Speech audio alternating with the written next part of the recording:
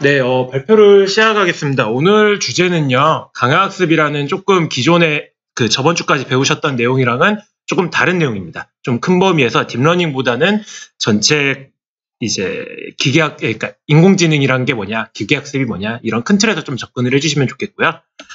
먼저 개요는 이렇습니다. 먼저 이 자료는 사실 지난 1월에 GDG에서 윈터스쿨로서 한번 진행을 했던 바가 있습니다. 그래서 혹시 그 내용을 들으신 분이 계시면은 조금 많이 겹칠 수 있다라는 점 양해해 드리고요. 그 다음에 세션은 보통 세 가지입니다. 이제 강화학습에 대한 기초 이제 접근 개념이라고 생각하시면 되고요. 그 다음에 이거를 이제 저희는 아무래도 공대생이다 보니까 수학적으로 푸는 방법에 대해서 두 번째 세션에서 이야기를 할 거고, 세 번째는 그 중에서 강화학습과 딥러닝이 어떻게 합쳐져 있는지에 대해서 이야기를 드리고자 합니다. 근데 이거 세 개를 오늘 다 지금 짧은 1시간, 아마 1시간에서 1시간 반 사이일 텐데 그 시간 내에 다 말씀드리는 건 조금 어려울 것 같고요. 첫 번째 세션이랑 세 번째 세션, 두 번째 세션도 말씀은 드릴 테지만 좀 이해가 안 간다 싶으면 그냥 건너뛰셔도 상관이 없고요. 예제가 이런 식으로 돌아간다라는 큰 틀만 이해하셔도 오늘 많이 괜찮을 것 같다라는 생각이 듭니다. 그래서 먼저 강화학습 개론인데요. 보통 이제 처음에 인트로를 시작을 하려고 했던 게 강화학습이 이렇게 유명해진 게 언제냐라는 내용인데 바로 알파고입니다. 강화학습, 어떻게 보면 딥러닝에 대한 붐을 일게 만든 게 이 알파고라고도 볼 수가 있겠는데요. 많이 아시다시피 프로 구단들이랑 붙었을 때 5대0, 4대1, 3대0 이런 식으로 거의 다 완승을 했고요. 그 뒤에 이제 알파고들끼리 붙어서도 지금 거의 좀 많이 좋은 성능을 보여주면서 세상에서 가장 어려운 보드게임이라고 평가받는 바둑에서 인공지능이 사람의 실력을 뛰어넘었다라는 부분 때문에 크게 이슈가 된 바 있습니다. 이게 사실 여러분들한테 가장 익숙한 내용이라고 생각이 들고요. 두 번째로는 이제 저희 강화학습 하시는 분들은 이게 사실 익숙할 겁니다. 한 번쯤은 보셨을 것 같다라는 생각도 드는데, 벽돌 깨기 게임. 이게 강학습이 이슈를 몰기 시작을 한 첫 번째 게임이 되겠고요. 아타리 게임이라는 건데, 마찬가지로 우리의 위대하신 구글 딥마인드께서 만든 AI 시스템이고요. 보시면은 이게 지금 사람이 플레이하는 게 아니라 이렇게 기계학습 AI로 학습을 했는데 이렇게 높은 점수를 기록하는 AI 시스템을 만들어줬고요. 두 번째는 아마 이게 좀 더 친숙하실 것 같은데, 마찬가지로 마리오입니다. 마리오에서 이런 학습 과정을 통해서 이게 사람이 직접 컨트롤하지 않아도 사람이 한 것과 같은 이런 플레이를 보여주는 것을 확인할 수가 있었습니다. 마찬가지로 두 경우 다 사람이 기록한 점수보다 더 높은 점수를 보여줘서 이슈를 끈 바 있고요. 이렇게 두 가지가 이제 가장 유명한 예시가 되겠고요. 강화학습이라는 놈이 이제 뭔지에 대해서 알기 시작을 할 텐데, 이 강화학습이라는 놈이 저희가 알기로는 기계학습 또는 인공지능에서 시작됐다라고 생각이 드는데 사실 그렇지는 않습니다. 강화학습이라는 놈이 사실 심리학과에서 먼저 시작이 된 용어라고도 보면 되는데요. 행동심리학, 행위자의 행동에 대한 보상을 및 또는 처벌을 통해서 특정 행동과 결과에 대한 상관관계를 학습하는 과정. 뭔가 말이 어렵죠? 이 예시를 보면 되는데요. 이게 파블로프의 개를 생각을 하시면 됩니다. 개를 훈련을 시킬 때 종을 누른다와 누르지 않는다라는 조건이 있고요. 종을 눌렀을 때는 항상 밥을 주고 종을 누르지 않았을 때는 밥을 주지 않는 경험을 개한테 계속해서 훈련을 시키는 겁니다. 그렇게 해서 나온 결과가 밥 달라고 이렇게 신나게 종을 누르는 강아지가 탄생을 하는 거죠. 이게 바로 강화학습의 기본이라고 보시면 됩니다. 종을 눌렀을 때 밥을 준다라는 경험과 종을 누르지 않으면은 밥을 주지 않는다라는 경험을 계속해서 쌓아감으로써 이게 충분히 쌓였을 때 그 시스템이 우리가 원하는 AI라고 부를 만한 시스템이 된다라는 내용인 겁니다. 그래서 긍정적 강화학습, 파지티브 리인포스먼트 러닝이라는 것은 과학적이고 또는 조건적이고 이에 따른 보상을 줌으로써 자연스럽게 강아지를 훈련시키는 방법인데요. 그럼 여기서 강아지가 아니라 사람은 어떻게 이거를 배울까요? 라는 질문을 던질 수가 있겠죠. 그렇게 해서 시작을 한 게 이제 사람의 학습론에 대해서 이야기를 한 게, 모든 사람은 사실 지난 경험으로부터 학습을 한다는 내용입니다. 아이가 스스로 놀거나 또는 불이 뜨거우니까 이걸 손을 대지 말아야지라는 걸 배우는 거는 사실 어렸을 때 한 번쯤은 뜨거운 거에 손에 다 한번 데워보셨잖아요. 그런 경험들이 쌓여서 환경과 상호작용, 이게 뜨겁다라는 그런 리워드를 우리가 받았기 때문에 지금 오늘날에 와서 이거를 톤을 대지 않는다라는 이런 경험을 쌓는 거고요. 이런 과정을, 사람이 배우는 과정을 수학적으로 이용을 해서 우리가 하고 있는 이 공학적인 시스템에 적용을 해보자 라는 게 강화학습에 대한 기본 아이디어라고 생각을 하시면 되겠습니다. 그래서 여기 이렇게 딱 크게 그려놓은 experience라는 놈이 여기서 매우 중요하고요. 그 다음에 이 experience 밑에 또는 bad 또는 good이라고 되어 있는 이 reward라는 이 두 가지 놈이 강학습에서는 가장 중요한 키워드가 되겠습니다. 그래서 이제 강학습 큰 개념은 이야기를 들었는데 이제 어떻게 수학적으로 이용을 해야 될지 또는 표현을 해야 될지 이거를 이제 예시 위주로 좀 들어볼까 하는데요. 그 이전에 이제 좀 큰 그림에서 강학습이라는 게 대체 뭐 딥러닝하고는 어떻게 차이가 나고 기계학습에서는 또 어떻게 차이가 나고 인공지능이랑은 또 어떻게 차이가 나는지 그거를 이제 보통 일반적으로 나타내는 그림이 이 그림에 해당합니다. 먼저 인공지능, 기계가 사람을 흉내낼 수 있는 모든 방법을 총칭을 하는 겁니다. 딥러닝이 한정되어 있지 않고요. 뭐 예전에 그러니까 뭐 큰 그림으로서 이제 뭐 패스 플래닝이나 아니면 컴퓨터 비전, 그러니까 사람을 흉내낼 수 있는 모든 알고리즘을 전부 다 인공지능이라고 보시면 되고요. 기계학습은 조금 더 들어가서 여기 통계학적인 부분이 있죠. 이게 키워드입니다. 이 내용 중에서 단순히 어떤 데이터가 들어왔을 때 우리가 케이스 바이 케이스로 이런 경우에는 왼쪽으로 가라라고 이렇게 오더를 주는 거는 인공지능에 속하고요. 근데 이렇게 어떤 데이터가 들어왔을 때 지금까지 들어오는 데이터를 통계학적으로 봤을 때 오른쪽으로 가는 게 제일 확률이 높다라는 그런 통계학적인 분석이 들어가면은 그건 기계학습으로 보시면 됩니다. 그 기계학습 내에 이제 슈퍼바이스드 러닝, 언슈퍼바이스드 러닝이라는 이런 학습 방법에 따라 나뉘고요. 아마 슈퍼바이스드 러닝의 경우에는 전 시간에 많이들 익숙해지셨을 거다라고 생각을 하고요. 강화학습은 이제 여기서 경험에 대한 보상을 기준으로 기계의 성능을 향상시키는 방법의 총칭. 여기서 중요한 거는 경험이라는 놈이랑 잘 안 보이네요. 마우스로. 네. 경험이라는 놈이랑 보상이라는 놈을 통해서 성능을 향상시킨다. 이 멘트를 앞으로 자주 나올 거기 때문에 생각을 해두시면 되고요. 이제 그러면은 인공지능은 사실 그러니까 좀 큰 그림에서 말씀을 드렸고 그러면은 그래도 이제 강학습에 대한 이야기를 우리가 좀 들었다라고 했을 때 기계학습 속에서는 강학습이 뭐다, 어떤 차이가 나는지 좀 구분을 할 수 있어야 된다라고 생각을 해서 넣은 페이지거든요. 그래서 지도학습의 경우에는 슈퍼바이스드 러닝, 저희가 지금 지난 시간까지 배운 정답이란 놈을 주고 시스템 상에서 정답이란 놈이 어떤 이제 다른 특정 테스트 데이터가 들어왔을 때 이놈이 나오게 학습을 하는 방법이 지도학습이고, 비지도학습은 정답이란 놈 없이 우리가 정답이란 놈, 유의미한 패턴이라는 게 있는데, 그러니까 어떤 좋은 패턴을 우리가 모르겠지만 그걸 찾아내자라는 내용입니다. 여기서 정답이 없다라는 게 비지도학습의 키워드고요. 강화학습은 여기 밑에 그림에 보시면은 이 슈퍼바이스드 러닝이랑 언슈퍼바이스드 러닝이랑 합쳐져 있죠. 이게 무슨 말이냐면은 지도학습이랑 비지도학습은 라벨을 주냐 안 주냐에 대한 명확하게 구분이 되어 있는 부분인데, 강화학습은 라벨을 주고 안 주고라는 중요한 게 아니라 어떤 그 데이터가 시퀀스가 들어왔을 때 이게 좋은 놈이면은 보상이라는 놈을 어떻게 보면 일종의 정답처럼 봄으로써 이거를 좀 더 좋은 시퀀스가 많이 나오도록, 그러니까 리월드라는 보상을 줌으로써 그 케이스가 많이 나오도록 계속해서 학습을 시켜 나가는 방법이기 때문에 나중에 이 분야에 대해서 조금 세부적으로 공부를 하시면은 슈퍼바이스드 러닝이지만 강학습인 것도 있고요. 언슈퍼바이스드 러닝이지만 강학습인 것도 있습니다. 그래서 이걸 좀 더 이제 겹치는 부분이 있다라고 오늘은 그 정도만 알고 넘어가시면 될 것 같고요. 그 다음에 이제 지도학습이나 비지도학습은 좀 빠르게 넘어가겠습니다. 이제 뭐 클래시피케이션 보시면 예시 위주로 클래시피케이션이나 이제 물체가 어디에 있는지 로컬라이제이션까지 들어가는 이제 영상 처리 분야에서의 지도학습. 이 경우에 보면은 데이터가 들어갔을 때 여기에 강아지가 있다라고 정보, 이런 정보, 라벨 정보들이 다 주어지게 되어 있고요. 비지도학습은 제일 사실 많이 쓰이는 게 여기 왼쪽에 있는 클러스터링이라는 놈입니다. 라벨 정보 없이 위에 같은 저런 파란색 정보를 잔뜩 주고 비슷한 놈끼리 그냥 거리가 가까운 놈끼리 저런 식으로 3개의 클러스터로 나눈다는 겁니다.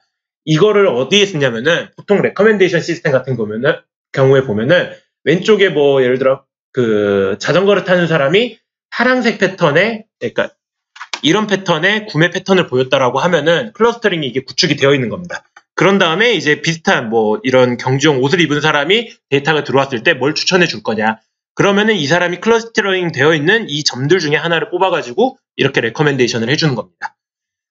비지도 학습은 아무래도 이제 좀 제가 이게 예시가 좀 약하기는 한데 나중에 이제 좀 더 자세히 공부하실 기회가 있으면은 그때 이제 공부를 하시면 좋을 것 같다는 생각이고 오늘 주제가 좀 할 게 많아서 이 부분은 이 정도만 설명을 하고 넘어가도록 하겠습니다.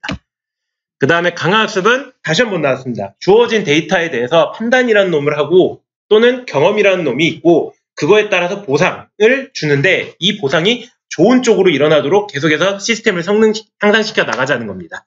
그렇게 이제 그 일례로 이 밑에 그림이 제일 많이 나오는데요. 생지라는 놈이 있고요. 생지라는 놈이 여기 미로 속에서 여기 치즈 보이시죠? 미로 속에서 피를 막 찾아가지고 이 치즈라는 놈을 어떻게 먹을까라는 예시입니다. 이 경우에 생지는 처음에 보면은 이 치즈가 어디에 있는지 모르니까 막 헤매다가 벽에도 막 받고 이러겠죠? 이러다가 치즈라는 놈이 냄새를 쫓아가면 된다라는 그런 일종의 리월드를 계속 받게 되면은 그 냄새를 따라서 최종적으로 따라가서 이 치즈를 먹게 된다라는 거거든요. 이 예시가 가장 일반적인 강화학습 예시이기 때문에 좀 이제 앞으로 뒤에 예시도 이거를 기준으로 갈 거기 때문에 이런 예시가 있다라고 생각을 하시면 될 거고요. 그래서 보시면은 이 생지라는 놈을 에이전트라고 하고 이 미로라는 놈을 인바이러먼트라는 이 두 가지 키워드가 있고요. 이 두 가지가 서로 생지라는 놈이 환경 속에서 액션을 취했을 때 보상이라는 놈이 나오고 이 놈을 최대화시키는 어떤 방법을 찾아내자라는 게 강학습의 예시인데요. 조금 이제 와닿지 않으실 것 같아서 일단 지금은 이런 식의 에이전트랑 환경이라는 놈이 서로 인터랙션을 한다 정도만 이해를 해주시고요. 뒤에 예시 위주로 보시면 될 것 같습니다. 그 다음에 여기서 이제 마르코프 디시전 프로세스가 나오는데 이런 강화학습 문제를 수학적으로 우리가 결국은 공학인이기 때문에 수학적으로 모델링을 하고 거기서 솔루션을 찾아야 되는데 그 수학적인 모델 방법이라고 보시면 되고요. 이제 차근차근 각각의 구성 요소들을 이야기를 하고 어떻게 풀지에 대해서 말씀을 드리겠습니다. 그래서 먼저 아까 말씀드린 강학습의 기본 요소 에이전트와 인바이러먼트가 뭔지에 대해서 설명을 드릴게요. 그래서 행위자는 여기 생쥐입니다. 경험을 통해 학습하는 대상으로 적어놨죠. 생쥐이고요. 바둑에서는 바둑을 실제 놓는 컴퓨터 AI이고요. 그 다음에 예를 들어 아까 벽돌 깨기 게임에서는 벽돌을 왔다 갔다 하는 컴퓨터 시스템을 말합니다. 행동하는 행위자 그 자체를 말하는 거죠. 그 다음에 환경이라는 놈은 뭐냐면은 행위자가 활동하는 환경 그 자체라고 정의를 했는데요. 이게 무슨 말인고 하면은 행위자라는 놈이 저희가 예를 들어 자율주행을 예로 들었을 때 이런 자연계 내에서 도로 위에서 가다가 어디 충돌을 나면은 나쁜 리월드를 줘야겠죠. 그런 이제 물리적인 이제 리월드가 다시 리턴이 오는 이런 자연계 환경이라고 보시면 되고요. 이 예시에서는 생쥐가 그런 행동을 하는 그 환경 자체는 미로죠. 그러다 보니까 미로 및 치즈가 있고 그거에 따른 리월드나 이런 거를 주는 그런 전반적인 자연계 자체를 환경이라고 보시면 되겠습니다. 혹시 질문 있으시면 중간중간에 바로 손 들고 말씀을 해주시면 되겠습니다. 이게 기본 개념이고요. 그러다 보니까 리인포스먼트 러닝에서는 여러분들의 문제를 풀 때 행위자라는 놈이랑 환경이라는 놈이 뭔지를 항상 생각을 하셔야 됩니다. 그래서 이제 이런 행동이랑 행위자가 아까 인터랙션을 한다라고 했는데 그 두 가지가 그러면은 환경 속에서 어떻게 정의가 되는지 저희가 MDPS라는 수학적인 모델을 했을 때 그 구성 요소들을 어떻게 정의하는지를 이제 설명을 할 건데요. 보통 상태랑 그러니까 스테이트랑 액션, 리월드, 그다음에 리월드 펑션까지 이게 네 가지가 크게 주된 구성 요소인데 그거에 대해서 설명을 드리겠습니다.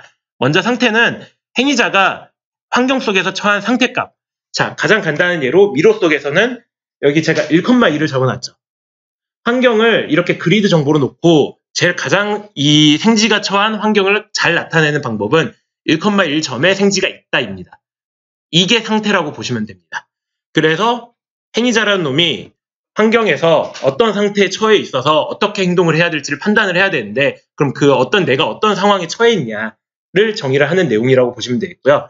그래서 이 예시에서는 미로 속의 생쥐의 위치 첫 번째 이 왼쪽 예시에서는 1,1 포인트에 있으니까 1,1이 스테이트고요. 여기서는 2,4 그 다음에 여기는 4,2 이런 식으로 스테이트 정보를 줄 수가 있습니다. 그 다음에 옵저베이션의 차이는 사실 엄밀히 말하면 스테이트와 옵저베이션은 다른 건데 지금은 그냥 같은 거라고 보시면 되겠습니다.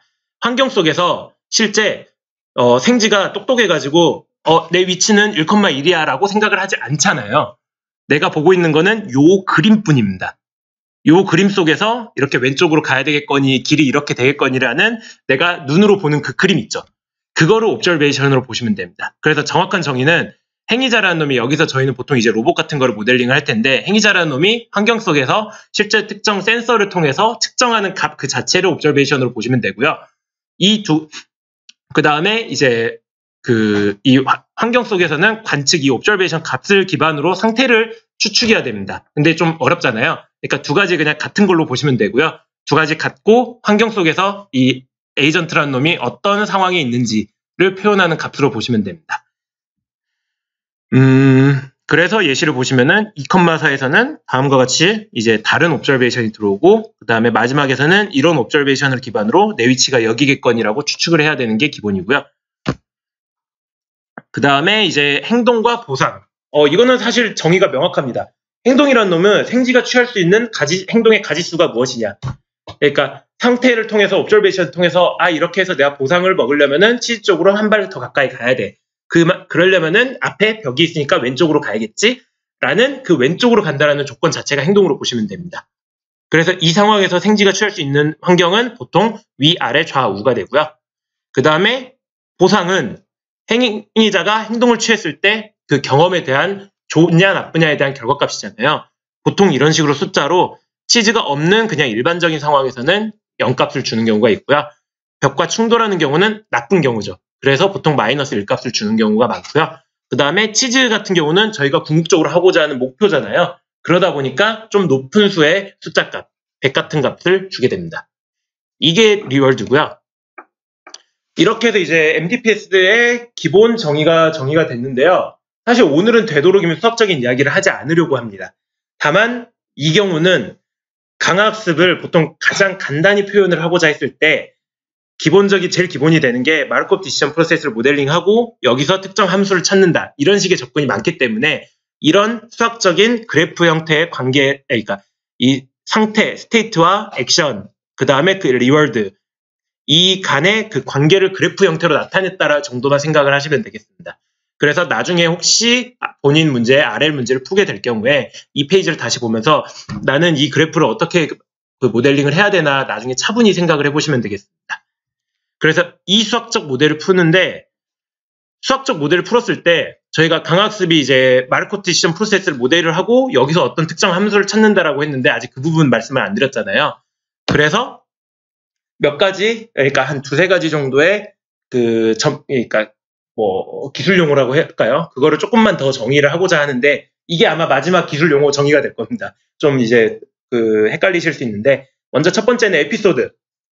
스테이트라는 놈이 내가 1,1이라는 위치에 있고 특정 화면을 보고 나서 왼쪽으로 가야지라고 하는 판단이 왼쪽으로 가면 한 번 더 측정을 하고 또 앞으로 직진이다, 이런 식의 결정을 하게 되잖아요. 그 히스토리를 에피소드라고 합니다. 그래서 스테이트를 하고 액션을 하고 그거에 따른 보상을 받고, 그런 다음에 이제 다음 스테이트에 대한 또 액션 및 보상을 받고, 이제 라지티라고 적은 거는 터미널 스테이트로 해서 최종적인 목표인 내가 치즈에 도착을 했다, 또는 벽에 벽에 들이받아버렸다 라는 그런 이제 그 에피소드의 최종단을 표시하기 위해서 라지티가 들어갔고요.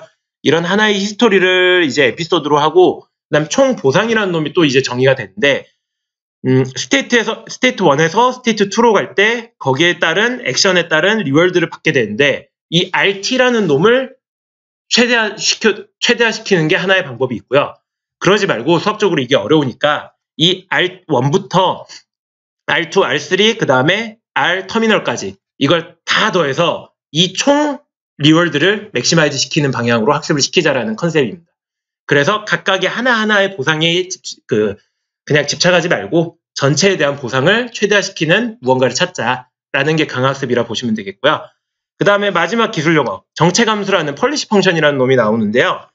여기서 옵저베이션과 스테이트는 동일하게 보면 된다라고 제가 말씀을 드렸습니다. 그러면은 예를 들어 이런 그림에서 보통 저희는 이제 첫 번째 그림에서 왼쪽으로 가야 된다고 결정을 하겠죠.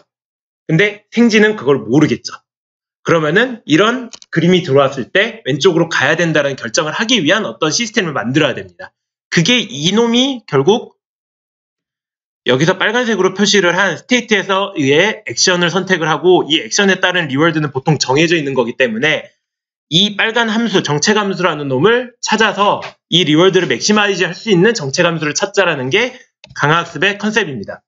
그래서 정리를 하면은 아마 이 밑에 그림을 앞으로 자주 보시게 될 텐데 생지라는 놈이 이 환경이 있고 이 환경을 마르코프 디시전 프로세스라는 이런 그래프 모델로 이제 모델링을 한 다음에 이 파이라는 팔리시 함수를 통해서 앞으로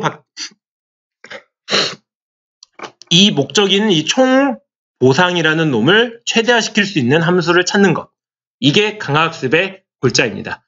이 뒤에도 뭐 여러 가지 형태의 강화학습 형태가 나오는데 기본 그 모든 앞으로의 연구 모두가 이 컨셉이 기본 아이디라고 보시면 됩니다. 강화학습이라는 놈은 정리를 하자면은 에이전트라는 놈이 총 보상이라는 놈을 최대화시킬 수 있는 정책 함수라는 놈을 찾자라는 게 강화학습의 이제 딱 한 줄 정리가 되겠고요. 지금 제가 정의를 좀 많이 말씀을 드려서 많이 헷갈리실 것 같아요. 그래서 지금부터는 이런 식으로 예시로 하나의 예시를 좀 자세하게 들어보겠습니다. 미로 속 치즈 찾기를 예시를 할 거고요. 먼저 마르코프 디시전 프로세스를 지금 정의를 해야 되겠죠. 행위자의 경우에는 명확하게 여기선 생지로 정의가 됩니다. 그 다음에 환경은 말씀드렸듯이 치즈가 들어있는 그 오른쪽 그림과 같은 미로가 되겠고요. 이게 상태값이나 이제 여기서 상태값이나 광치값을 같은 걸로 보면 되는데 상태값은 미로 속에서 1,1라는 현재의 위치 그 다음에 그거에 따른 옵저베이션은 생지가 보는 화면 같은 거라고 근데 생각을 하고 지금은 넘어가겠습니다. 그 다음에 할 수 있는 행동은 직진, 좌회전, 우회전 또는 후진 이렇게 네 가지가 있고요. 그거에 따른 보상은 치즈 발견은 플러스 100, 충돌 없이 이동하는 이런 하얀 칸을 이용하는 거는 플러스 0, 그 다음에 벽에 충돌해서 이게 이 길이 아니다라고 판단을 하기 위해서는 마이너스 1이라는 리월드라고 정의를 하겠습니다.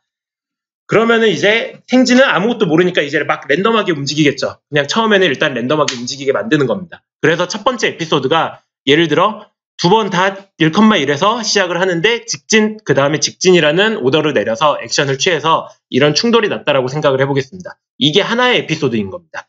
그래서 하나의 에피소드는 스테이트 1,1에서 직진이라는 액션을 내렸고 여기서 이쪽으로 가는 거니까 충돌이 없으니까 0의 리월드가 오겠죠. 그 다음에 이 0의 리월드에서 그러면 스테이트에서 2,1이 되겠고 2,1이라는 새로운 위치에서 옵저베이션 화면을 한번 촬영을 한 다음에 다시 또 직진이라는 랜덤한 액션을 줬다고 해보겠습니다. 그러면은 이제 3,1로 스테이트가 이동하게 되면서 충돌이 일어나면서 리월드는 마이너스 1이 되게 됩니다. 토탈 리월드는 마이너스 1로 되고 이 1,1에서 액션을 줬고 리월드가 어떻게 됐고 이 정보가 전부 다 기록이 되게 됩니다. 이게 하나의 에피소드고요. 두 번째 에피소드도 마찬가지로 직진, 좌회전, 좌회전, 좌회전, 좌회전 하다가 끝에까지 못 가고 우회전을 했을 때 마찬가지로 관련돼 있는 이 에피소드가 그대로 저장이 되고 토탈 리월드가 저장이 되게 됩니다. 이거를 수백 번, 수천 번, 최대한 많이를 해서 이거를 경험을 계속 쌓는 겁니다. 이거를 실제 컴퓨터에 쉽게 저장해 놓는다고 생각을 하시면 되죠. 이게 그래서 100만 번의 에피소드를 예를 들어 만들어 놨다라고 했을 때 이 100만 번의 에피소드가 이제 학습 데이터가 되는 겁니다. 데이터가 보통 강학습은 없다라고 하는데 그게 아니라 사실 트라이 앤 에러를 계속해서 100만 개라는 데이터를 실제 직접 만들어내는 겁니다.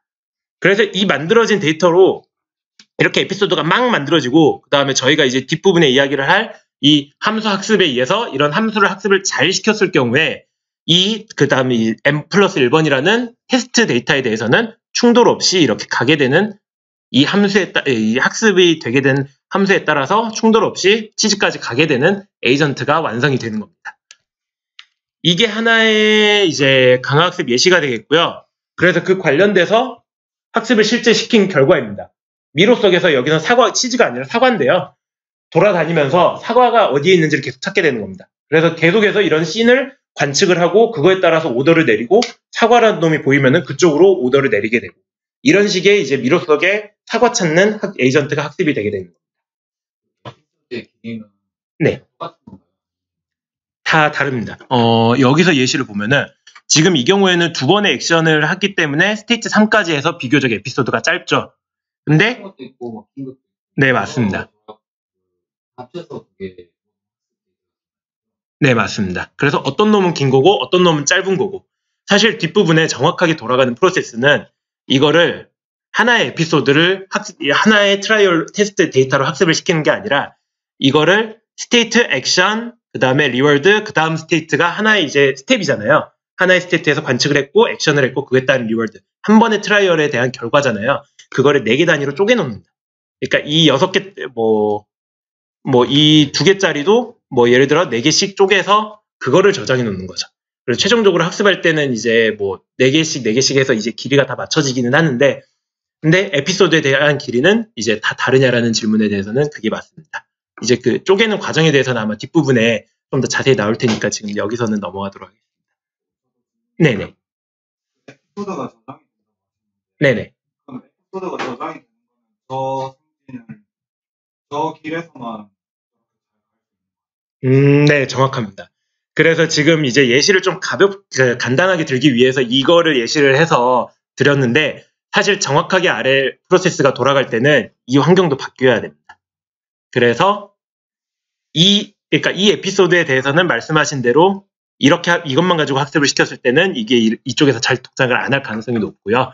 그래서 이거를 위해서 환경도 다양하게 하고 액션도 다양하게 하고 이런 과정들이 나중에 추가가 됩니다. 그 다음 혹시 또 질문 아까 있었죠? 네네. 네.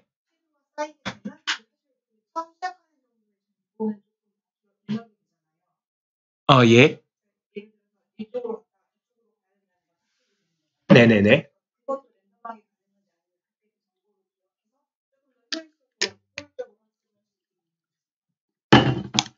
가장 사실 좋게 하려면은 매번 에피소드마다 그런 식으로 학습을 해서 이제 2번째 에피소드 때는 이제 조금 더 나은 이제 학습된 걸로 하면 좋겠는데, 사실 그거를 그렇게 짜자니 조금 이제 딥러닝에서 보통 많이를 하는 게 데이터가 많을 경우에 이걸 어떻게 글로벌 옵티멈을 찾냐, 그러니까 어떻게 안정화를 시키느냐 이런 주제가 있잖아요. 그 이슈 때문에 그거를 했을 경우에 이게 한 번 트라이를 하고 바뀐 걸로 또다시 한 번 트라이를 하고, 이것보다는 한 100번 정도 트라이를 하고 이걸로 일반적으로 학습을 시킨 다음에 그 다음 100번을 또 모아서 이거를 학습을 시키고, 이 과정이 좀 더 글로벌 옵티멈을 찾는 게 그러니까 더 좋다라는 이제 실험적인 결과가 있어서요. 이제 물론 말씀하신 게 가장 좋기는 하지만 그 경우가 이런저런 실험적인 이슈 때문에 결국은 예를 들자면 100번 하고 학습하고 100번 하고 학습하고 100번 하고 학습하고 이런 식의 프로세스가 보통 많이 이루어집니다.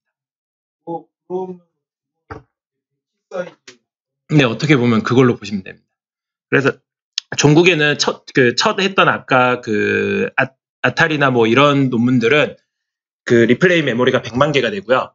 100만 개를 다 쌓아놓고 거기서 이제 1000개 단위로, 그러니까 1000개 단위였나 10,000개 단위였나 마다 그거를 학습시키고 있습니다. 그래서 10,000개 하고 데이트하고 그 다음에 이제 학습시킨 이후에는 그걸로 이용해서 또 왔다 갔다 하면서 하다가 또 학습하고 이런 식의 프로세스를 보통 많이 합니다. 네? 예. 결국은 쪼개서죠. 이제 그걸 한꺼번에 학습을 시키는 게 좋은 측면도 있고 나쁜 측면도 있고 해서요. 근데 보통 일반적으로 쪼개서 하신다고 생각을 하시면 돼요. 네. 네네. 네네. 네. 네. 네. 잘 안 될 가능성이 높습니다. 그렇기 때문에 주기적으로 한 번씩 그 경로에 대한 부분도 사실 바꿔줘야지 이렇게 일반적인 학습이 가능하게 됩니다. 그래서 지금 보여드린 이 화면의 경우에는요, 아마 이 환경에 대해서 프로세스 돌아가는 게 하나 더 있고, 병렬적으로 또 다른 구조에 대해서 또 돌아가는 게 있고, 또 돌아가는 게 있고, 이런 환경 정보를 또 막 한 10개, 100개 이런 식으로 좀 많이 해서 한꺼번에 학습을 시키는 그런 기술적인 방법이 있는데요. 그거는 이제 조금 더 나중 기술적인 이야기니까 오늘 컨셉으로는 이게 기본이다, 그러니까 기본 골자다라고 생각을 하시면 되겠고요.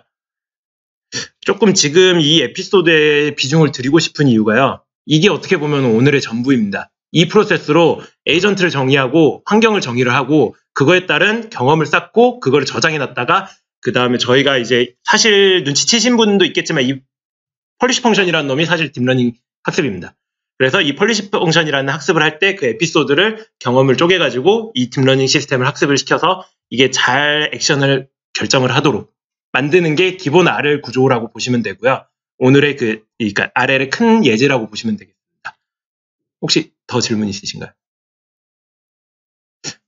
예.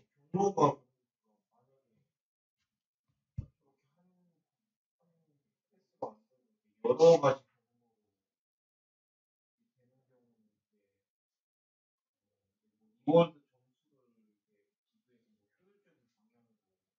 네, 맞습니다. 그 부분에 대해서 지금 앞으로 이야기를 할 텐데요.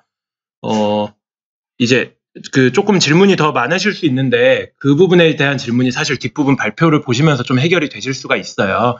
그래서 지금 좀 이야기 드리고 싶은 내용이 많아서 지금 이제 뒷부분 발표를 조금 더 진행하고 또 질문을 받도록 하겠습니다. 그리고 두 번째 예제인데요. 알파고 AI인데 사실 이제 스테이트 액션, 그다음 리워드 인바이러먼트 이런 게 뭐냐라는 거를 좀 직관적으로 또 보여드리기 위해서 한 건데 사실 바둑의 경우는 좀 이게 직관적이죠. 행위자는 바둑의 인공지능이 되겠고 인바이러먼트는 19x19 그 바둑판이 되겠고 그다음에 상태랑 관측값은 바둑판 위에 검은 돌, 흰 돌이 어디에 있는지 위치 정보 이런 것들이 되겠고 액션은 내가 내 바둑알을 어디에 둘 건지 그 다음에 보상은 전체의 이제 히스토리에 의해서 게임에 승리하면은 플러스 리워드, 게임에 패배하면은 마이너스 리워드 이런 식으로 주어졌고요. 마찬가지로 아타리 게임도 역시 뭐 벽돌을 깨면 플러스 1, 그 다음에 반사판, 이제 환경 이런 거는 이제 크게 보시면 금방 아실 수 있으니까 넘어가도록 하겠습니다.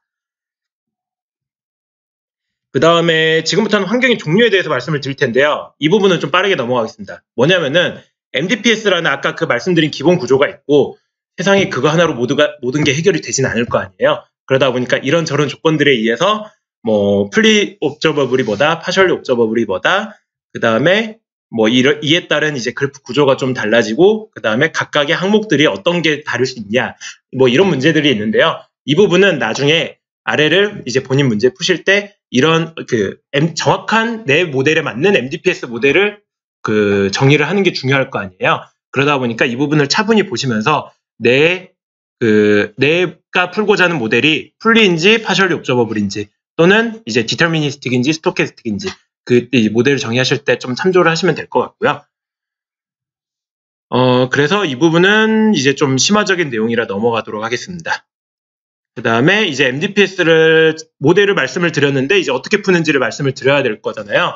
이게 세션 2인데 조금 수학적인 내용이 많습니다. 그래서 이제 최대한 간단하게 필요한 수학만 말씀을 드리고 넘어가고자 하고요.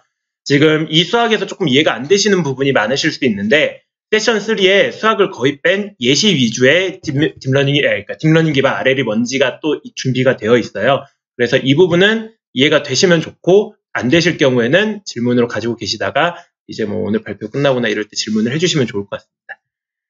그래서 이제 RL을 정의를 하면은 이렇게 정의가 될 수 있는 그 총보상 GT라는 놈을 최대화할 수 있는 이 최적의 함수를 찾는 거다라고 말씀을 드렸는데요. 크게 에이전트랑 인바이러먼트에서 각각 2개씩 총 4종류의 접근 방법으로 나뉩니다. 그래서 각각에 대해서 말씀을 드리자면요. 먼저 벨만 이퀘이션이라는 RL 하면 빠질 수 없는 이퀘이션이 하나가 나오는데 보시면은 GT, 그러니까 총 보상에 대한 기대값입니다. 이제 그러다 보니까 그러니까 총 보상을 앞으로 할 수, 그러니까 펄리시 펑션이라는 놈이 총 보상에 대한 기대값을 최대화할 수 있는 펑션을 찾는 거지 않습니까? 이게 그걸 수학적으로 표현한 내용이 되겠는데요. 그러다 보니까 이제 이스펙테이션을 풀었을 때 막 복잡하게 풀면은 이런 식의 벨만 이퀘이션이 되는데 정리를 하자면요. 요 앞부분 파트는 일어날 확률이고 뒷부분 파트는 그에 따른 리월드에 대한 변수입니다. 이게 이해가 잘 안 가실 것 같아요. 밑에 예시를 보시면요. 이 2,2의 생지가 있고 여기에서 각각이 이동할 확률은 4분의 1입니다. 그 다음에 뭐 세 번째 이거는 상관이 없고요. 디스카운트 팩터도 나중에 설명할 거니까 상관이 없고요. 그럼 질문을 해서 이 생지가 앞으로 이 스테이트 2.2라는 위치에 있을 때 받을 수 있는 보상이 얼마냐, 우리가 총 보상이 얼마냐를 계산을 해보면은 사실 이 각각이 일어날 수 있는 확률 4분의 1 확률을 곱해주고요. 그 다음에 지금 여기 일어날 변수 이렇게 이동 지금 이게 45면은 위로 가는 거네요. 그러니까 2.2에서 1.2로 갈 때 받을 수 있는 실제 리월드랑 그 다음에 이 특정 함수에 의한 앞으로의 기대되는 기대값이 45라는 놈이 있을 때 이 기대되는 값의 확률을 곱하고요. 이게 케이스 1, 위로 올라가는 경우에 대해서. 그 다음에 액션 두 번째에 대해서는 여기 오른쪽이잖아요. 그래서 0 더하기 0, 그 기대값의 확률을 곱한 거. 이런 식의 간단한 프로세스가 될 수 있는데 결국 이 이퀘이션도 보면은 그 특정 액션에 대한 확률 및 그 다음에 일어날 변수에 대한 곱으로 이루어지고 있습니다. 어떻게 보면 간단한 기대값이 있기 때문에 당연한 내용이라고 볼 수도 있고요. 그래서 이 값을 기반으로 이걸 설명을 드려야 되는데 스테이트 액션 밸류 펑션이라는 어떤 이제 실제 측정하고자 하는 그러니까 저희가 생각을 하고자 하는 펄리시 펑션이라는 놈을 찾자 이건데 펄리시 펑션을 이렇게 바로 찾으면 좋은데 이걸 바로 찾으려면은 어려우니까 밸류 펑션이라는 놈을 정의를 해서 이제 현재 스테이트에서 어떤 특정 액션을 했을 때 받을 수 있는 보상을 추정해주는 함수를 만들자라는 겁니다. 이게 이해가 되실지 모르겠는데 왼쪽의 예시를 기준으로요. 제 마우스에 있는 위치에서 왼쪽으로 가고자 하는 이 액션에 대한 이 함수 리턴 값이 마이너스 18이고요. 이 위치에서 밑으로 갔을 때 그 받을 수 있는 기대값이 이런 함수를 만들었을 때 리턴해주는 값이 마이너스 18. 이런 식으로 함수를 만드는 겁니다. 그래서 스테이트랑 지금 내가 있는 위치랑 어떤 내가 왼쪽으로 하면 기대값 얼마 받을 거야 라고 물어봤을 때 답을 해주는 놈을 찾자라는 거죠. 그걸 이제 보통 저희는 큐펑션이라고 하는데 그 함수를 잘 추정해서 어떻게 잘 학습을 해서 요 큐펑션이라는 놈을 잘 추정을 하면은 앞으로 받을 수 있는 기대값을 정확하게 잘 리턴을 해준다라고 보기 때문에 그 값을 기반으로 그냥 최적의 그러니까 argmax라는 위아래 좌우 전부 다 트라이를 해보고 제일 높은 값으로 가자라는 거죠. 좀 간단한 프로세스를 진행을 하는데요. 이제 이 부분이 좀 와닿지 않으실 것 같아서 뒷부분에 예시를 좀 준비를 해놨으니까 그 부분을 이제 말씀을 드리고자 하는데요.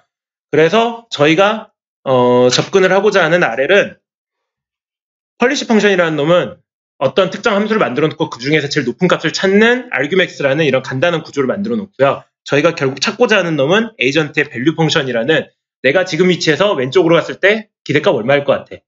이 함수를 만들자는 겁니다.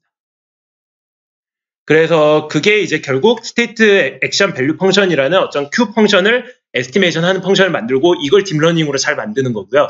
그래서 그 값을 기반으로 argmax라는 그 그리디 펑션이 일종인 그냥 다 해보고 제일 높은 놈으로 가자. 이런 기본 전략을 취하고 있습니다. 그래서 이제 예시를 좀 드려보고자 하는데요.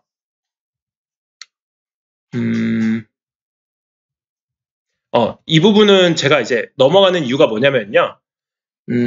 RL은 경험이라는 놈을 쌓아서 하는 건데, 사실 앞에 함수를 전부 다 일어날 확률에 대한 값을 알고 있다라고 하면은 그냥 다 계산해버리자는 일종의 그 옛날 고전 RL에 대한 내용입니다. 그래서 이제 저희가 관심 있는 딥러닝 기반 RL이랑 좀 연관이 없다 싶어서 넘어가는 거고요.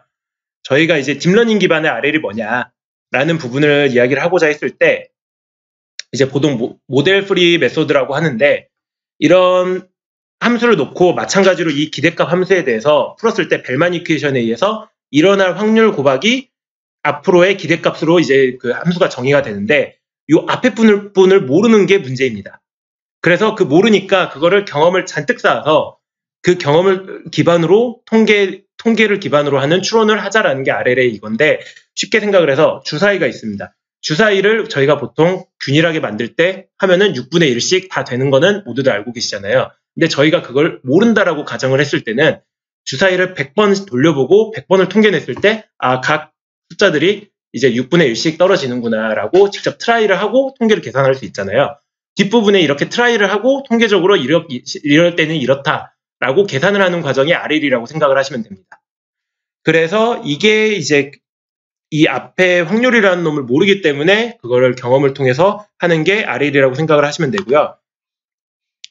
사실 이 그림을 좀 설명을 드리고 싶은데 스테이트, 액션, 그 다음에 스테이트, 그 다음에 터미널, 그 다음에 각각의 트리에는 이제 해당하는 리월드 이런 식으로 이제 트리 구조로 만들 수가 있습니다. 아까의 그 MDPS, 마르코프 디시전 프로세스라는 놈은 이런 식으로 트리 구조로 알 수 있는데 앞선 방법은 여기에 해당하는 값들을 전부 다 알고 있을 경우에 전부 다 일일이 때려박아서 계산을 하자라는 내용이었고요.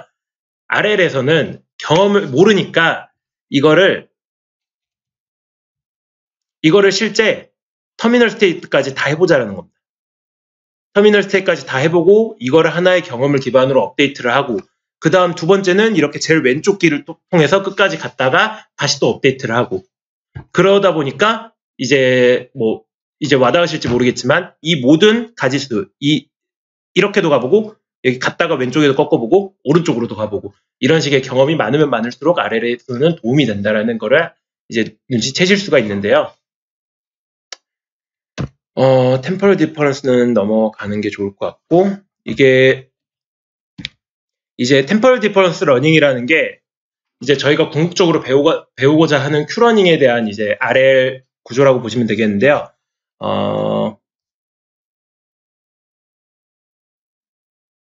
그러니까 예시 위주로 말씀을 드리겠습니다.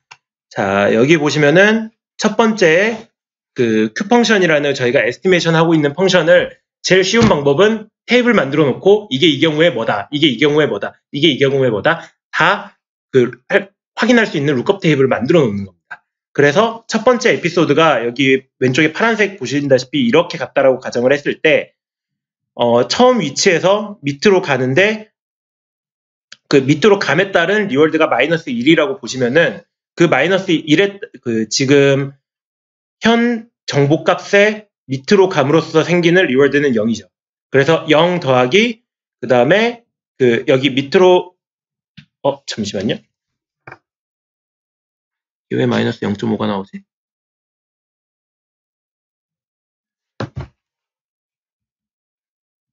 제가 아마 이 알파 값을 2분의 1로 줬을 겁니다. 그러니까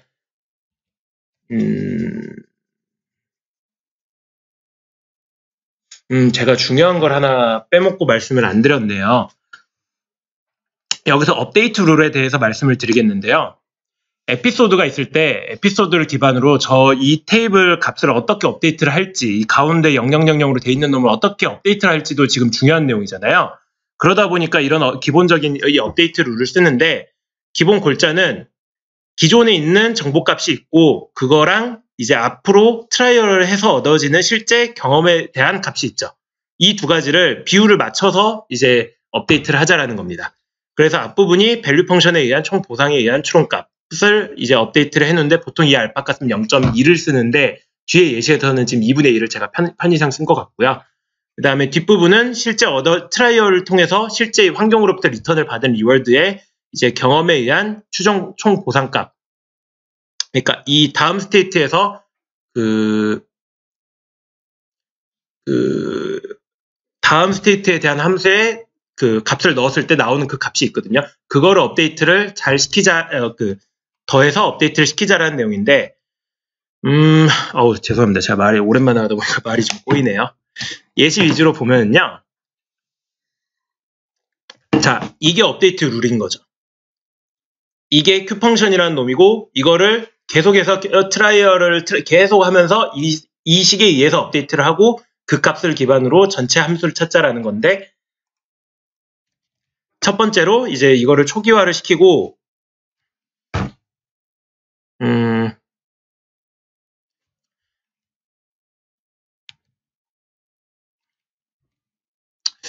이 부분 잘 이해 안 가시죠? 그러니까 제가 이제 조금 뒷부분 큐러닝에 대한 기술을 좀 많이 드리고 싶어서 앞부분을 좀 건너뛴 게 있어요. 그러다 보니까 지금 이 부분을 말씀을 드리고 싶은데, 이거를 말씀을 드리기 전에 또 앞에 부분의 내용에 좀 빠진 게 있어가지고 지금 이 부분은 과감히 스킵을 하겠습니다. 그 이유 중 하나가 이 예시가 큐러닝에 다시 나오거든요. 큐러닝에 정확히는 큐러닝에서 딥러닝을 이용을 한 방법에 대한 예시로 다시 나와요. 좀 더 이제 쉬운 예시로 나오다 보니까 이 부분은 나중에 이제 제가 오늘 끝나고 나서 이 부분에 대해서 겨울학기 때 발표를 했던 영상이 있어요. 그 부분은 앞부분도 정확히 설명을 하면서 녹화를 한 게 있거든요. 그 부분에 대한 링크를 저희 이제 슬랙에 올려 드릴 테니까 수학적인 접근에서의 이 예시가 어떻게 해석이 되는지가 궁금하신 분은 그 두 번째 이제 올려드린 링크의 세션 2 발표 영상을 좀 참조를 하시면 되겠고요. 지금 여기서는 과감히 이 부분을 스킵을 하고 저희가 오늘 사실 궁금해하는 DQN이라는 놈, 사실 강화학습이라는 놈이 그동안 각광을 못 받다가 앞에서 말씀드린 아타리 논문으로부터 시작을 해서 각광을 받기를 시작을 했는데 그 논문의 키워드가 키 핵심이 이 DQN이라는 놈이거든요.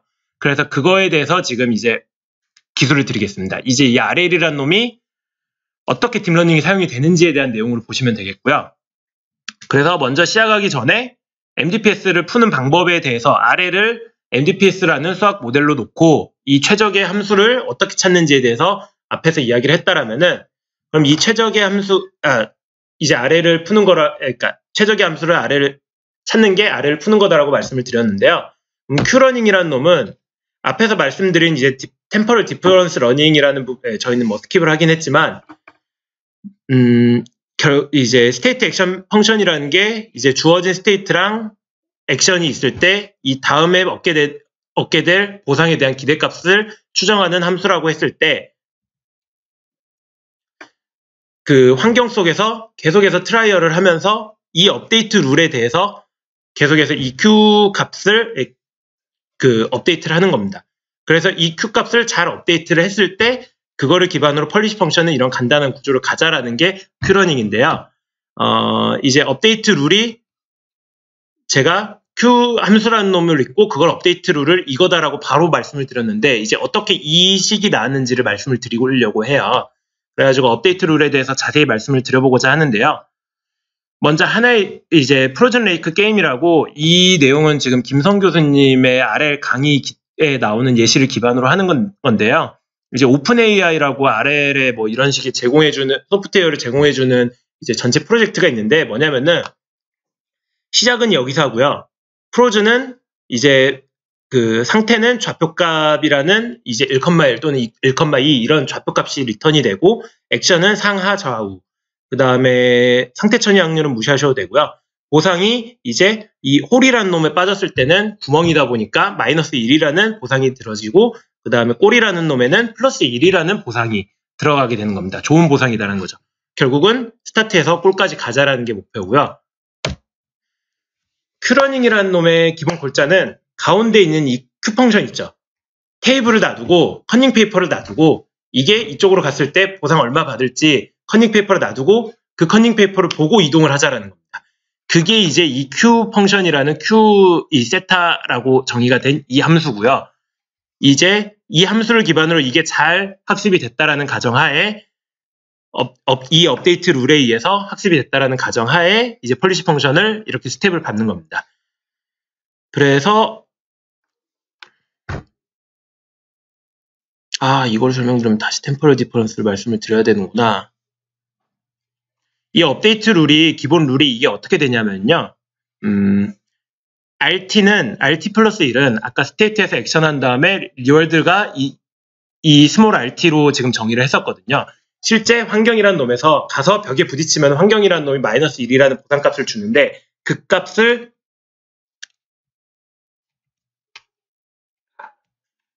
여기다 넣는 겁니다.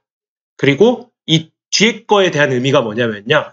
이 다음 스테이트를 갔을 때 Q 함수라는 놈이 잘 에스티메이션 돼 있다라는 가정하에면은 이 다음 스테이트를 끝까지 가지 말고 이 Q 함수에 다시 한번 다음 스테이트에 대한 값을 물어본 다음에 그 값이 리턴이 왔을 때 이거를 업데이트를 시키자라는 겁니다. 이게 무슨 말인고 하니 지금 혹시 발표 자료를 보시는 분 같은 경우에는 이게 수도코드라고 알고리즘에 대한 이제 스텝 바이 스텝을 적어 놓은 건데요. 이 페이지를 보시면서 뒤에 예시를 따라오시면 되겠습니다. 그래서 첫 번째 스텝에서 보시면은 Q 펑션을 이렇게 제일 처음에는 물론 초기화를 시켜야겠죠. 그래서 딱 0으로 놔두고 정체 함수도 이 0이라는 값을 기반으로 argmax라는 이 경우에는 그러니까 이 경우를 예시로 들었을 때 전부 다 0이라는 값을 들고 있으니 이 위치에 대한 펄리시 펑션은 전부 다 사방으로 갈 수 있는 걸로 결정이 나는 거거든요. 그래서 시스템 초기화는 이런 식으로 시켜놓고 에피소드 1에 의해서 이 빨간색 라인을 갖다라고 치겠습니다. 그러면은 이 업데이트 룰이 있죠.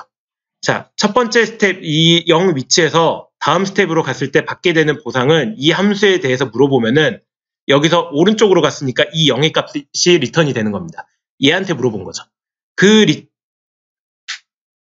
죄송합니다. 다시 설명드리겠습니다. 여기서 이렇게 오른쪽으로 갔을 때 하얀색 공간으로 갔기 때문에 충돌이 일어나지 않았죠. 그 말은 environment라는 환경이라는 놈이 0이라는 값을 리턴을 해준 겁니다. 그 값이 여기 들어간 거고요. 그 다음에 이 다음이 이제 다음 스테이트에 대한 이제 최대의 그 리월드 값을 물어본다라고 했잖아요.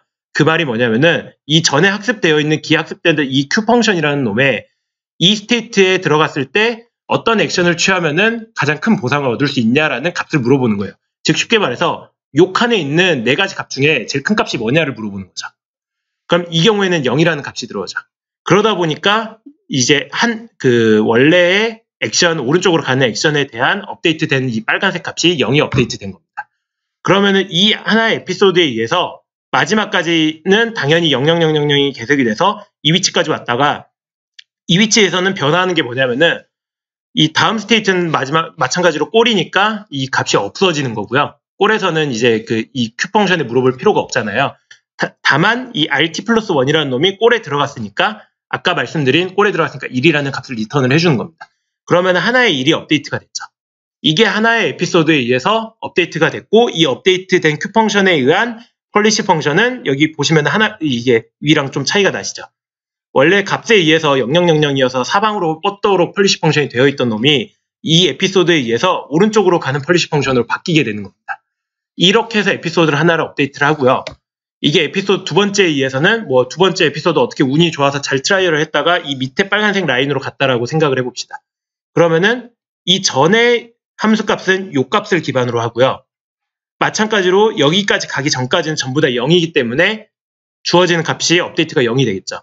다만 여기서 이쪽으로 갈 때를 생각을 해보시면은 여기서 이쪽으로 갈 때를 생각을 해보시면은 이 리턴이 되는 RT+1은 하얀색 값으로 갔기 때문에 0이 리턴이 됩니다. 다만 요 물어보는 놈 있죠. 물어보는 놈이 요 값을 기반으로 물어보다 보니까 요 값, 4값 중 뭐가 제일 큰 값이냐? 1이 리턴이 되는 거죠. 그러다 보니까 여기에 1이 이제 업데이트가 되는 겁니다.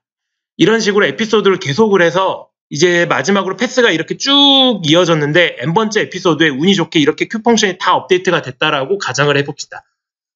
물론 안 될 수도 있고 이제 실제로는 이거보다 훨씬 더 복잡한 상태로 Q 펑션이 업데이트가 돼야 되는데 하나의 예시를 보여드리기 위해서 이렇게 간단한 예시를 드린 거고요. 이렇게 해서 이제 출발지부터 목적지까지 이제 보상값이 적절하게 업데이트 이런 식으로 일이 다 되면은 하나의 학습이 끝나게 되는 겁니다.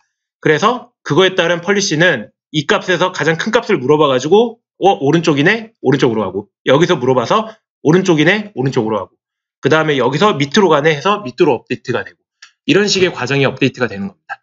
자, 그러면은 아까 이 부분은 아까 학습이 결과가 된 그 결과를 보여드린 거고요.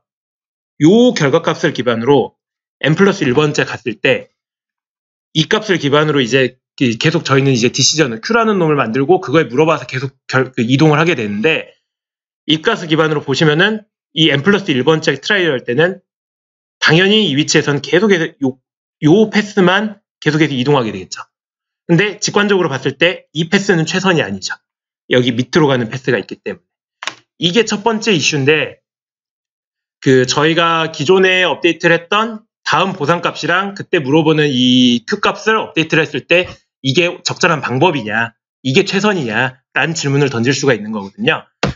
그렇게 해서 이제 되는 게 익스플로이테이션이랑 익스플로레이션이라는 이슈가 나오는데 이게 무엇인고 하면은 이제 정의부터 말씀을 드리자면은 활용, 익스플로이테이션은 펄리시 펑션이라는 걸 통해서 우리가 학습을 해서 잘 알고 있는 길이 있다라고 치면은 그 정보를 최대한 잘 이용을 하자라는 겁니다.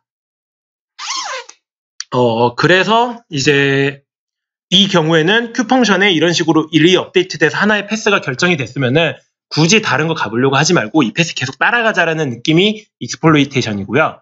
근데 이게 최선이 아니겠죠. 당연히 트라이얼 앤 에러로 겨우 하나의 에피소드가 완성이 됐는데 그러면은 한 번쯤은 새끼로 세보자라는 컨셉인 겁니다. 그래서 정말 어떻게 보면 초창기 모델에서는 무식하게도 랜덤 변수를 하나 놔두고 여기서는 이제 10%의 확률로 0.1이라는 값을 두고 이 10%의 랜덤 변수를 만들어서 20% 그러니까 2보다 작으면 이게 결국 10%의 확률로 한 번은 랜덤하게 가고 한 번은 Q 펑션이라는 놈한테 물어봐서 가자라는 컨셉입니다. 두 번째 컨셉으로 이제 Q 펑션에 아예 그냥 노이즈를 더해가지고 이거를 항상 물어보는 경우도 있는데요. 어떤 이유에서든지 그 이후에 최근에 이제 논문 결과들은 대부분 이렇게 이그리디 방법인 이제 10%를 주고 랜덤 또는 이제 노이즈 이렇게 큐 펑션 자체의 노이즈보다는요 위의 방법을 조금 더 많이 사용하고 있는 걸 확인할 수가 있었고요. 그렇게 해서 이제 첫 번째 기준으로 10%의 확률로 이 파란색 길도 가보자라는 결론이 이제 되는 거죠. 이게 쌓이고 쌓여서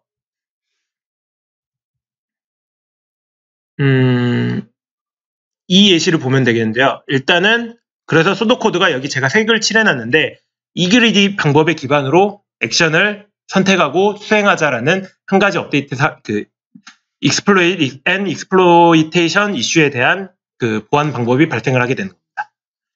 그래서 이 부분이 사실 중요한 것 중 하나가 딥러닝이라는 게 많은 경우를 최대한 많은 데이터를 학습을 시켜야 되는 이유가 한 가지 경우를 학습을 시키면 오버피팅이 일어난다라고 하잖아요. 이게 너무 한 길만 판다라는 내용이랑 동일한 겁니다.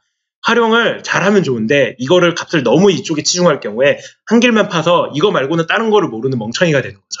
그래서 이렇지 말고 최대한 다양하게 학습을 시키자, 많은 데이터를 학습을 시키자라는 이슈가 익스플로레이션이고요.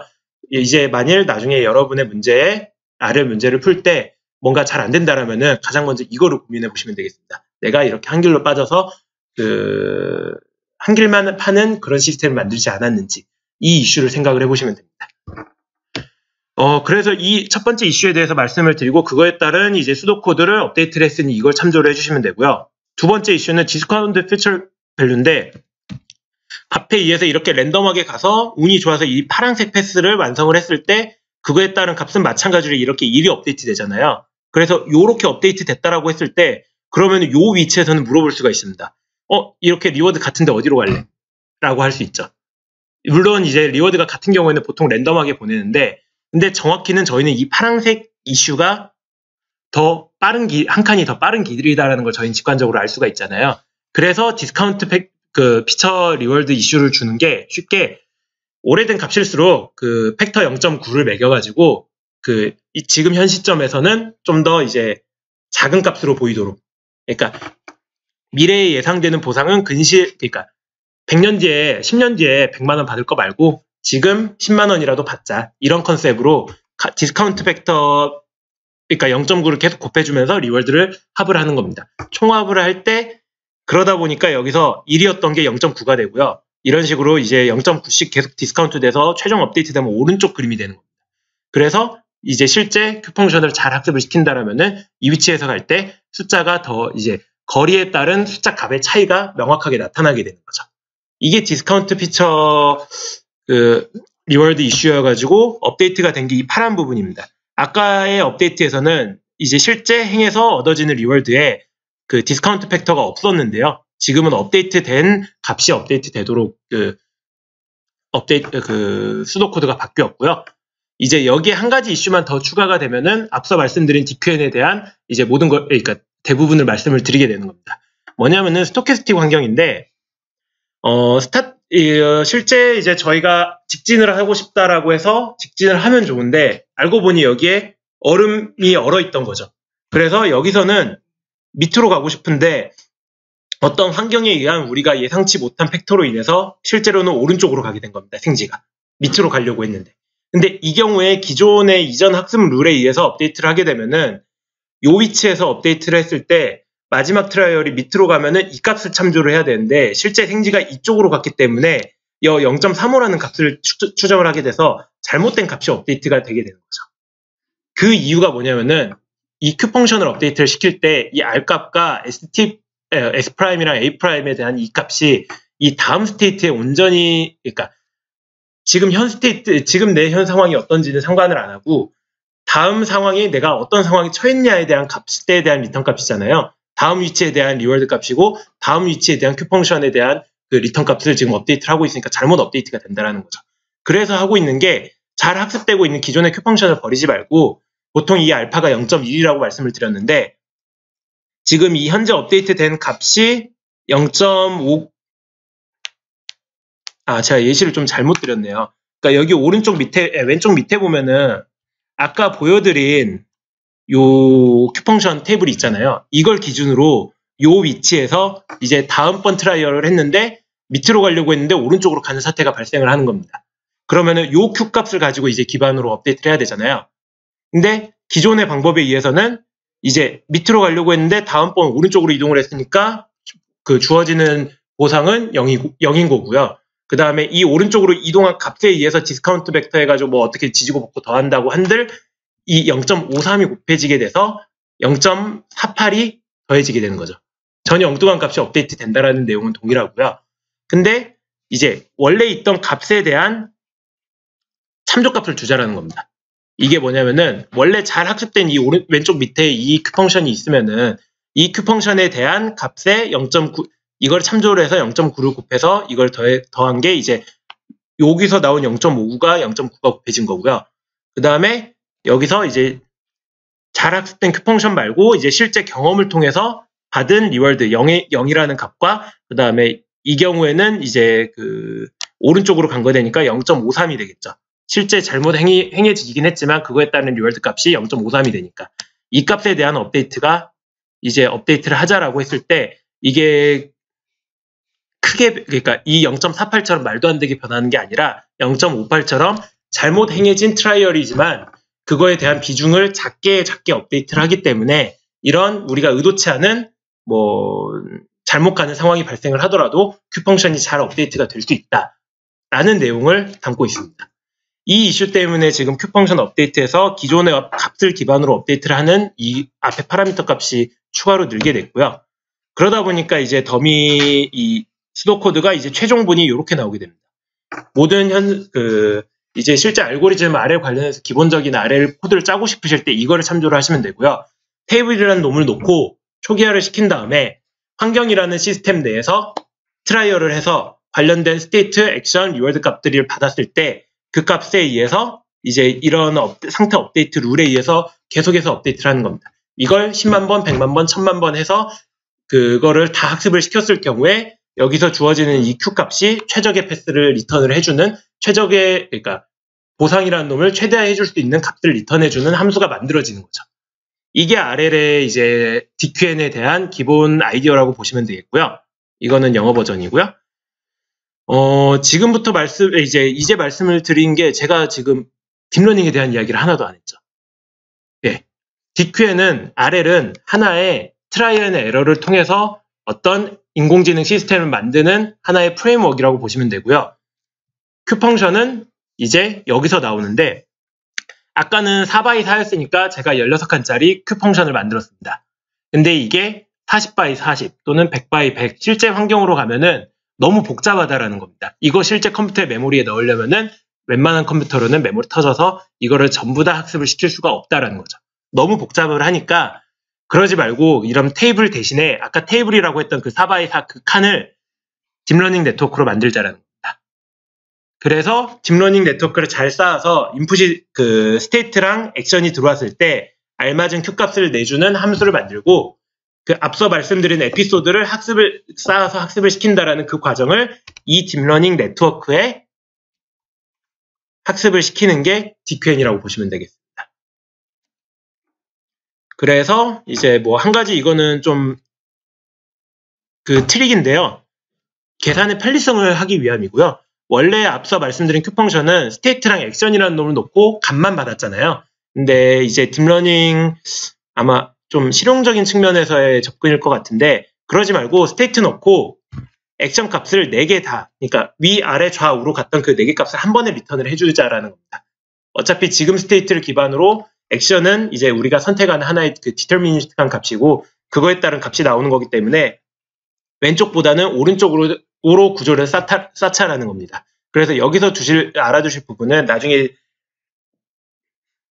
DQN을 쌓으실 때 스테이트라는 놈을 인풋으로 놓고 액션이라는 놈을 아웃풋으로 두는 딥러닝 시스템을 나는 학습을 시킬 거다라고 생각을 하시면 되겠습니다.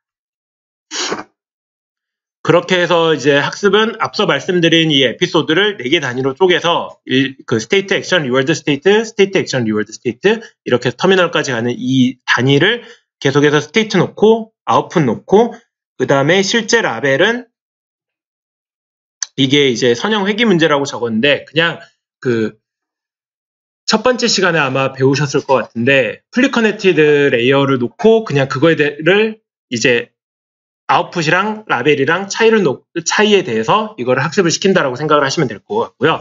이제 주어지는 값을 봤을 때 아웃풋은 이제 저희가 학습을 그냥 리턴 값이니까 이제 크게 개념치 않으셔도 될 거고, 근데 라벨 값은 이제 실제 받은 실제 환경으로부터 오는 그 리월드 값이랑 그다음에 저희가 말했던 그 기존의 큐 펑션에 의해서 물어봐서 리턴되는 이 값을 라벨처럼 생각을 해서 이 둘의 오차를 줄여 나가자라는 겁니다.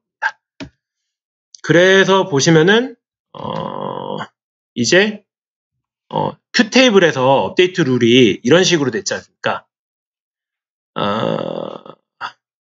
잠시만요. 제가 이거를 함수를 적어 놓은 게 있었는데, 네, 그래서 최종적으로 선형 회귀 문제에서는 실제 함수를 통해서 리턴되는 값이랑 그 다음에 이거를 라벨처럼 생각을 해서 주는 그 오차 값에 대한 이제 그 코스트를 줘서 학습을 시키면 되고요. 그거를 이제 코스트 펑션을 정의하기 위해서 아까 뒤에 거를 말씀을 드렸고요. 보시면은 지금부터 말씀을 드릴 거는 이제 사실 좀 심화적인 내용인데 간단히 말씀을 드리자면은 DQN이라는 하나의 RL 프레임워크는 딥러닝 시스템이 들어가지 않은 거고요. 단순히 큐테이블을 딥러닝 시스템으로 바꾼 거잖아요. 어떻게 보면 간단하다고 볼 수 있는 아이디어가 왜 학습이 되지 않았냐라고 되면은 생각할 수가 있는데, 그동안 이게 이슈를 각광을 못 받던 이유는 그 신경망 발산 문제라고 정의가 되는 뭐 데이터 상관관계, 신경망 안정성 문제 이런 식으로 정의가 되는 문제인데, 이게 뭐냐면은 신경망이 그 프로세스를 테이블로 해가지고 구조를 간단하게 짰을 경우에 제대로 된 Q값을 못 내주는 겁니다. 실제 Q테이블을 통해서 0.45라는 값을 내줘야 되는데 신경망은 아무리 학습을 시키고 해봐도 0.45라는 값을 안 내주고 뭐 1이라는 값을 줄 수도 있고 0이라는 값을 줄 수도 있고 학습이 제대로 안 된다는 거죠. 그래서 뭐 이런 이슈들에 의해서 이제 학습이 제대로 안 됐다라는 것만 생각을 하시면 될 것 같고요. 그 문제가 이제 뭐냐, 왜 학습이 되지 않았냐라는 관점을 봤을 때 첫 번째 신경망 발산 문제는 너무 비슷한 데이터, 네, 말씀을 드리겠습니다. 그래도 말씀 안 드리고 가기엔 좀 중요한 문제라 말씀을 드리자면요. 그 에피소드가 지속되게 지금 보면은 거의 비슷한 그림이죠. 이게 앞서 제가 에피소드를 이렇게 순차적으로 전부 다 나눴는데 여기에 들어오는 이 데이터가 첫 번째 그림이고 두 번째 블락을 나눴을 때 이 데이터가 마찬가지로 비슷하기 때문에 실제 여기서 직진을 간다 해도 얼마 못 갈 거 아니에요. 이 그림이 또 들어오는 거죠. 비슷한 그림이 너무 연속되게 들어온다라는 겁니다. 이게 데이터 상관관계라는 문제인 건데 선형회귀 문제를 아마 첫 시간에 배우셨을 걸로 생각을 합니다. 그래서 예를 들어 전체 데이터는 이 빨간색 파란색을 합한 전체에 대해서 y는 x라는 값을 선형회귀를 내야 되는데 이게 파란색 값만 들어오게 되면은 신경망은 y는 ax 플러스 b라는 파란색 값으로 잘못된 놈을 아웃풋으로 내버린다라는 거죠. 그렇기 때문에 값이 이상하게 나온다는 겁니다. 그래서 이거에 대한 해결책은 이거를 순차적으로 넣지 말고 이 전체를 아우를 수 있는 랜덤하게 샘플링을 해서 넣자라는 방법인데 이건 뒷부분에서 말씀을 드릴게요. 그 다음에 신경망 안정성 문제는 자, 저희가 학습시키고 싶어하는 코스트라는 놈이 앞에 있고요. 그러니까 나온 결과값이 있고요. 그 다음에 그 라벨이라는 놈은 고정이 돼 있어서 저희가 나오는 결과값에 대한 그 코스트를 이제 구하게 되는데 보통 라벨은 고정되어 있어야 됩니다. 근데 보시면은 여기에 똑같이 큐 펑션이 들어가 있죠. 그래서 요거를 학습시키기 위해서 이 코스트에 의해서 신경망을 학습을 시켰더니 이놈이랑 같이 변해버린다는 겁니다. 변화량이 2배가 되는 거죠. 이것 때문에 신경망이 제대로 한 점으로 코스트가 최소화되는 그 방향으로 학습을 하지 못한다라는 문제가 있습니다.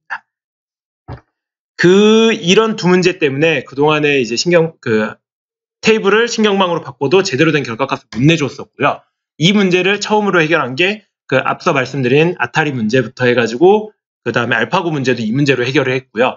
그 컨셉에 대해서 말씀을 드리자면은 먼저 첫 번째는 더 좋은 신경망을 쓰자라는 겁니다.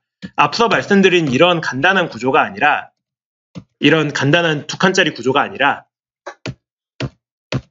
실제 이미지 처리다 보니까 이제 2012년도에 알렉스넷이라는 CNN 시간에 아마 나왔을 텐데 이런 신경망을 쌓아서 학습을 시킬 경우에 좋은 결과를 보여줄 수가 있다. 실질적으로 이게 구현 가능하다라고 보여주는 첫 사례거든요.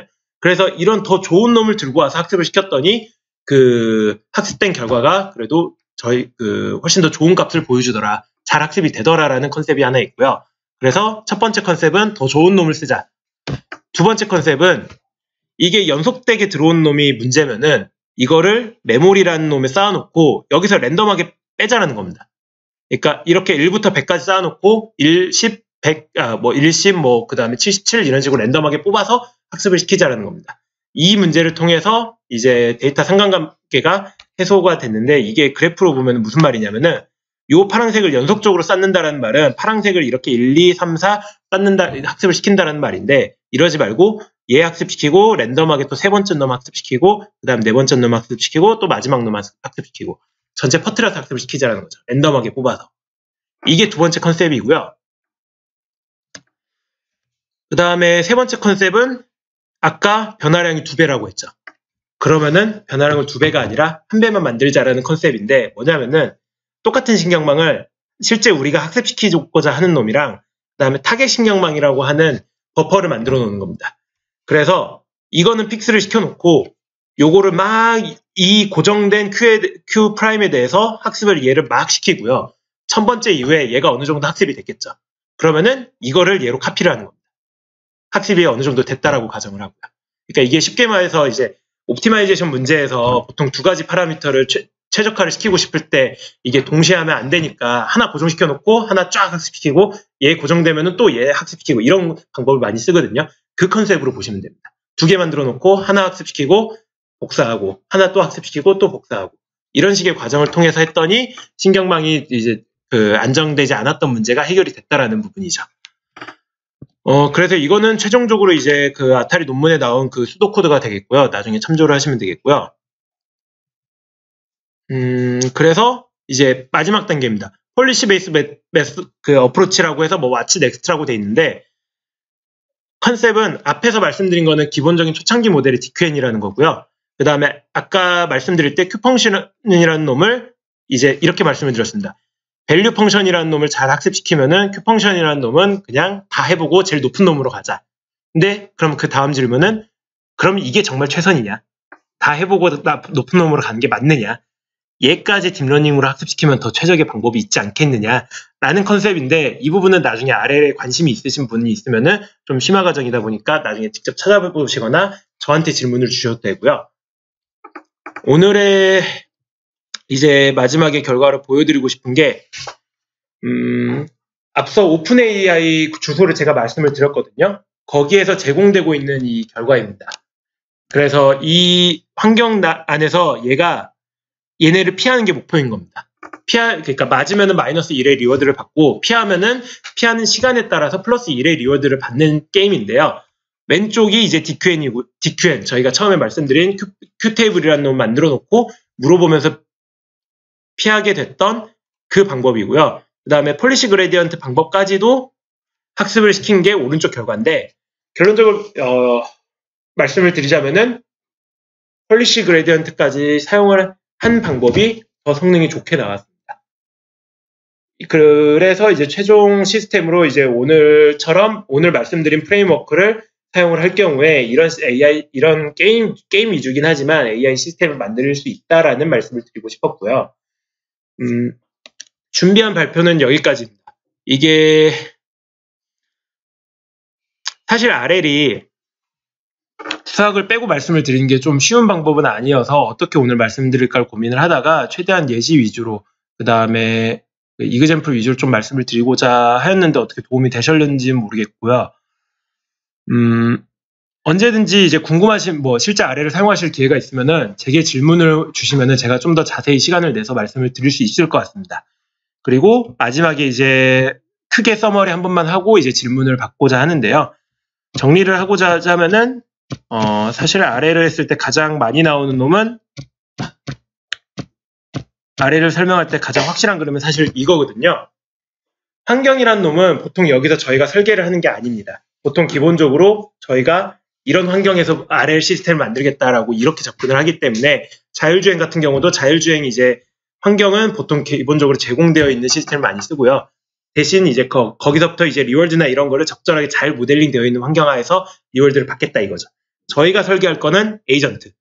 에이전트를 설계를 할 때 RL이라는 접근은 보통 이제 밸류 펑션이라는 놈이 있고 폴리시 펑션이라는 놈이 있는데 RL의 기본 골자는 보상이란 놈을 최대화할 수 있는 펄리시 펑션을 찾자라는 놈인데 바로 펄리시 펑션을 찾으면 어려우니까 밸류 펑션이라는 보상을 지금 내가 받을 보상이 얼마인지 내가 내일 당장 일당 얼마 받을 거냐라고 하는 함수를 만들어 놓고 얘를 잘 학습을 시키면은 펄리시 펑션은 얘한테 물어봐서 그래 그러면은 지금 할 수 있는 액션 4개 중 제일 큰 보상이 뭐야 물어본 다음에 그대로 수행을 한다라는 게 RL의 기본 골자라고 보시면 되겠습니다. 그래서 이제 딥러닝 그다음 마지막으로 딥러닝이 사용된 시스템은 이 밸류 펑션을 어떻게 그러면 잘 학습을 시킬 거냐 조그만 최소한의 노력으로 잘 학습된 시스템을 만들 거냐라는 관점에서 이제 DQN이라는 게 나왔고요.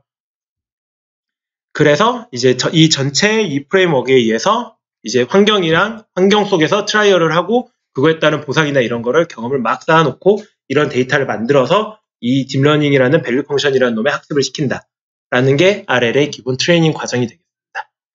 그래서 오늘 발표 드릴 내용은 여기까지가 되겠고요.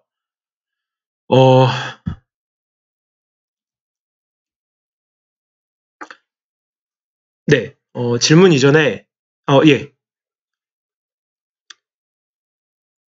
질문 주십시오. 그 몇 가지 좀 드리고 싶은 말씀은 이제 나중에 끝나고 드리는 게 나을 것 같고요. 예, 말씀해 주세요.